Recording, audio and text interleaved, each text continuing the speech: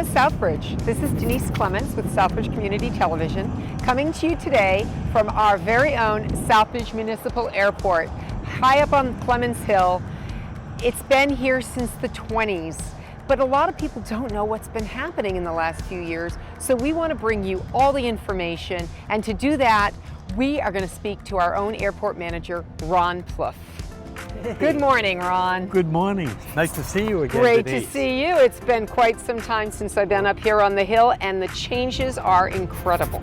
We're pretty excited. So Ron's going to show us and tell us a lot of what's going on here. First and foremost, we're standing in front of a beautiful building.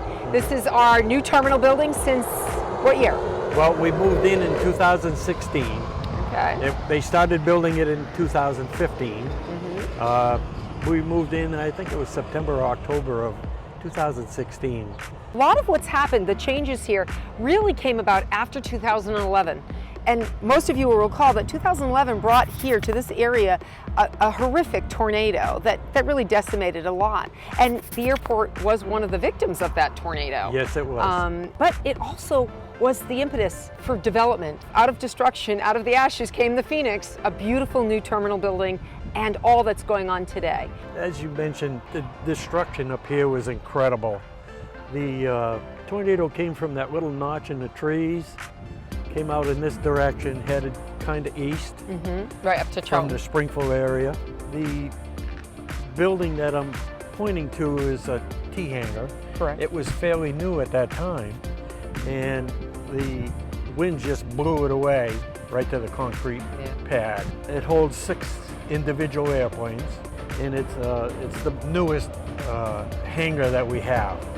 We could use 2 or 3 more right now, because we have a pretty good waiting list, and once this project here is completed, I'm sure that there's going to be a lot more people. I've got 17 people waiting to move here. Amazing. But I have no hangar space. Right. They all want to be inside. Well, let's walk a little bit, Sure. and we can talk about some of the other developments that have happened. Okay? Yes. Way different than what existed off in the corner that Absolutely. airplanes could barely even get to. Well, as you mentioned, we had a 10,000 gallon underground tank. Right. That was at the end of its useful life. So it had to come out of the ground anyway. Right. So Stantec Engineering, our engineering people, Right. designed this beautiful fuel farm right here. Perfect. It begins with above ground tank. Much safer. 8,000 gallons, much less difficult to control with the EPA. Right. They don't like underground. Right, right. This is much more environmentally friendly. Exactly. Yeah. And it was designed not only for avgas, for general aviation, but as you can see, there's a space on the left. Correct. So everything that's needed for a second tank is already there. So the infrastructure's in place for jet fuel and different things to help with our airport to, Correct. again, encourage more business here, encourage more Absolutely. flying. Yes. And I want to bring something up. It's funny. People, that's one misnomer that, or myth in general. You know, sometimes people seem to think it's an elitist event happening up here. But honestly, it's all kinds of people that use this airport. There's business, economic development wise, and they are the aviationists who, you know, scrounge and work really hard and try to just, whether you camp and get a motorhome or maybe you are into flying instead. That's right. It's not just about, you know, the elitists. So can you tell us a little bit about, you know, Sure. flying and aviation and airplane owning and stuff? Any event, God forbid, that we have another disaster. Correct. This airport could be used to bring in supplies. It can also be used for evacuations. Yes. Additionally, there's a flight group called Flight Angels. Right. And what they do is they provide their airplane and the pilot for free transportation anywhere Right. For medical needs. for medical needs. Right, so I've heard those stories Yep. about airlifting children to get to their treatments because it's too difficult to drive some of them. The Mass DOT Aeronautics Division did a survey. They do it every 5 years. The last one was in 2019. And I believe that the total impact of this airport to the area is $6 million a year. And no doubt that's going to increase with the new runway paving project Absolutely. and all. You're going to be able to do so much more here. Good Amazon. Amazon is coming to Charlton. We all know that. So we would expect to see something out of that. So some more developments. I see we have hangars out here. What's going on in some of these buildings? Okay, on the one way on the left, we're renovating that one currently. Almost ready for a new tenant. Great. New England Aircraft Detailing. Super. They're mobile. Yeah. However, this is going to be their headquarters. Okay. Smaller airplanes can fly in here in one day and they can detail their airplane.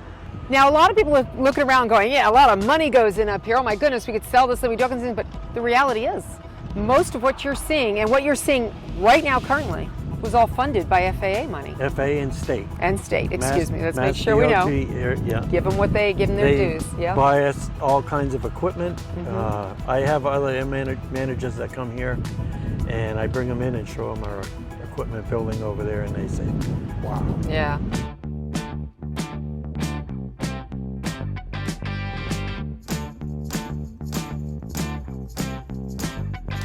So now we are getting to an exciting part of the airport. Absolutely. I mean, you know, airplanes are nice and all that, but one of the things the Southbridge Airport has been known for so many years was its diner.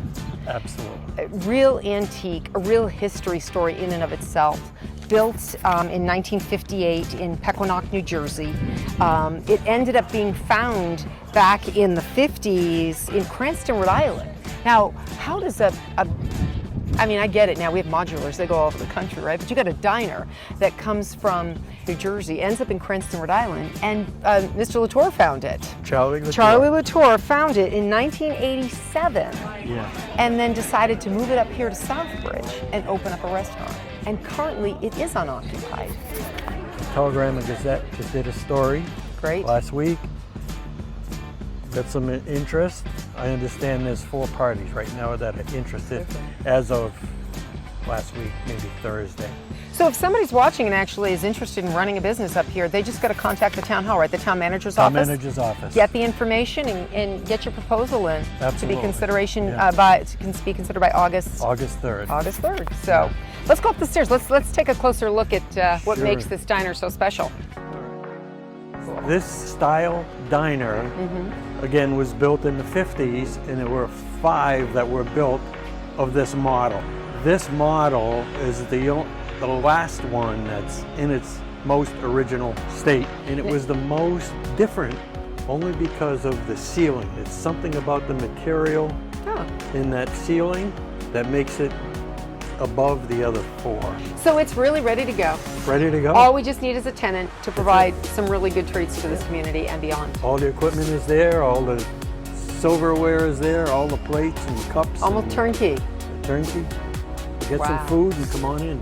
So let's go back to the main building, the main Okay. terminal, and take a little peek at that. Well, here's our brand new administration building. Yes. We moved in here in September or October of 2016. So this building isn't just your building or just the pilot's building. This is a community building. And Yes, I know it that is. was a very strict standard with the FAA and Mass DOT that they wanted what their money was going to be part of the community. Again, we talk about that, you know, that this is a community airport. Yes. And part of that is that you have conference rooms Yes, that we are do. available for businesses and to have meetings or people to have meetings. So show us around. Show us this beautiful, this one. I've been in this Come one. on in. We have monitors Yep. State of the art. provided. We have connections in the floor, so if somebody's doing a presentation, they can connect into the floor and use the monitors. Very good. It's available to anybody. $50 a day. Okay. It's available to anybody, A nominal charge. just for cleaning. And Right. Very good. So let's see what else. Let's go out. Let's see what's out this door here. Okay. All right, back to the. So this is the main entrance here, actually, for people, right? Parking out front, main entrance to come in, basically, for the average Correct. person versus the pilots who come from the other direction. Absolutely correct. All right. It's just so pretty. I love the colors. Love the high ceilings. It's wonderful. And out here, we're showing the hangar. Oh, cool. Nice. As you mentioned earlier, that door opens and Right. There it the is. whole side is wide open. This hangar was designed for an airplane called a King Air, Okay. which is a very powerful airplane, probably seats 8 people. Okay. They can fit in here, no problem. Yep. We can go this way, Okay. and we'll go into we have bathrooms on the side. We have a shower in there with walkers, so Yep. they're free to use. Good. Shower. Makes it convenient. Yep. This is the training room for the flight school, which was just named one of the best in the nation. Wow. That's a huge honor. And this is the office for the flight school. That's a And if you look at those books on that cabinet, that's probably 50% of his new students. wow. So there's a lot of training going on here. A lot of training. This little municipal airport is Yeah. training the pilots of tomorrow. Yeah. So we've come full circle here in the terminal building, and you have another room. You're just commenting on the engineers. Yes.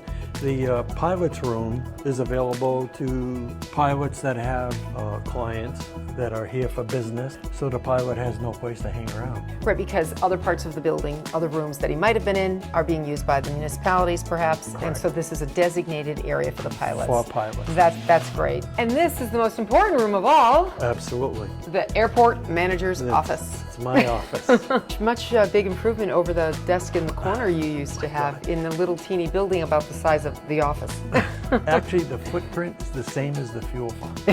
That's how big the That was the building size of our That was the terminal. whole thing, yeah. That was our terminal back And then. because of the Come a long tornado, way. you could sit at the desk and you could look outside. Yeah, yes, I remember. Big But, improvement. You know, I can't thank you enough for showing us around today, for really giving the information to the public that a lot of them I just don't think understand really what goes on up here. Heck, all these years and I'm still learning things that go on up here. So thank you for your time and your willingness to share your love here for our Southbridge Municipal Absolutely. Airport. Now you know the real scoop here. Come on up, take a look at what's going on. Currently it's construction, but it's still pretty fascinating to see. And then come August, it's going to be a whole new airport up here, and we hope you'll come and enjoy the planes, bring your children, bring your family members, or just yourself.